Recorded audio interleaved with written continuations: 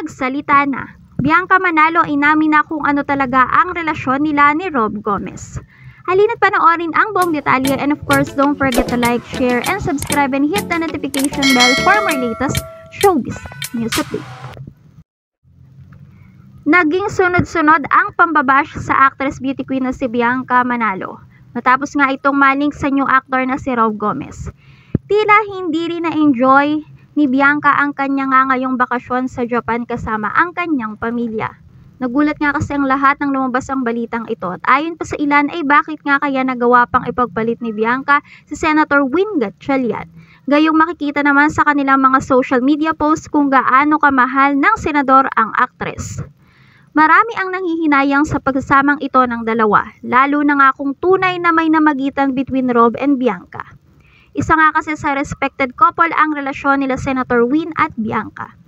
Hindi lubos maisip ng lahat na magagawa ito ng aktres. She is well known for being a good example nga kasi bilang isang babae dahil na rin sa kanyang title bilang isang beauty queen. Tunay nga bang may something between her and Rob Gomez? Kaya naman para sagutin yan at para na rin marahil matapos ang issue, Bianca Manalo hindi na nakapagpigil at nagsalita na tungkol sa tunay na relasyon nila ni Rob Gomez.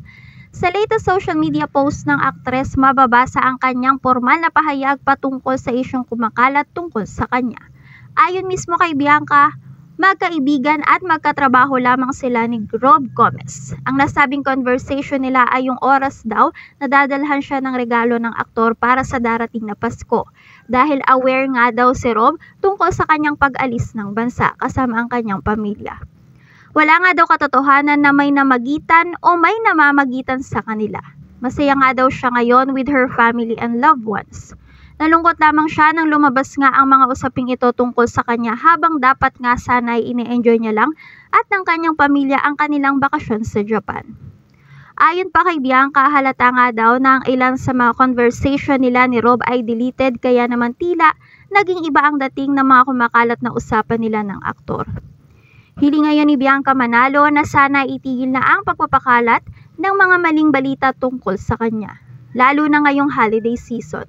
Tantanan na nga daw sana siya ng mga basher at hayaan siyang maging masaya sa kanyang bakasyon kasama ang kanyang pamilya.